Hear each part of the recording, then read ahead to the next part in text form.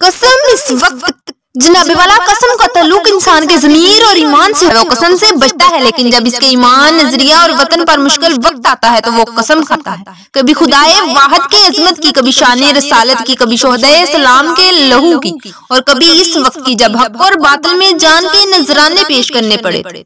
पाकिस्तान की हकीकत पहचानने के लिए मुझे कसम है इस वक्त की जब पाकिस्तान की जंग लड़ी जा रही है। कसम है इस वक्त की जब तलबा और तलीबात ने अपने सीने दुश्मनों के सामने पेश कर दी। कसम इस वक्त की जब वक्त हमको आजमाता है, जवानों की जुबान पे नारे तकबीर आता है। वाला मुझे तहरीक आजादी के हर दिन, हर घड़ी, हर लम्हे और हर आन की कसम है। मुझे कसम है इस वक्त की जब हजारों अफराद पर मुश्तमिल मुसलमान मुहाजिरीन का एक काफिला पाकिस्तान की जानब चला।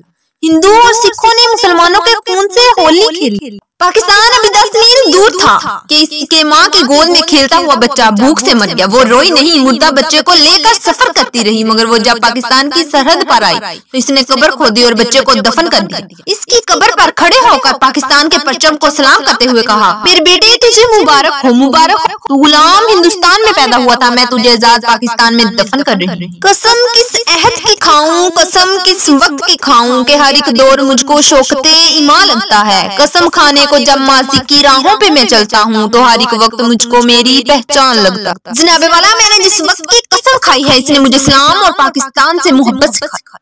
मुझे मोहब्बत से इश्क करने का जज्बा था। आज अगर हम पाकिस्तान को सरबुलंद देखना चाहते हैं तो हमें इस दौर को याद रखना होगा जिसने हमें पाकिस्तान की खातिर मरना और जीना सिखाया। जनाबे वाला तमाम बातिल कुव्वतें हमें ललकार रही। इस तहरीके पाकिस्तान के ईमान आफरीन वक्त की कसम खाकर मैं अहद करती हूँ और आप भी इस अहद में मेरे साथ शामिल। कसम है हमें अपने ताजा लहू की, कसम जिंदगी की, कसम आबरू की, वतन पे कभी आंच न आने देंगे, किसी को घर अपना जलाने न देंगे।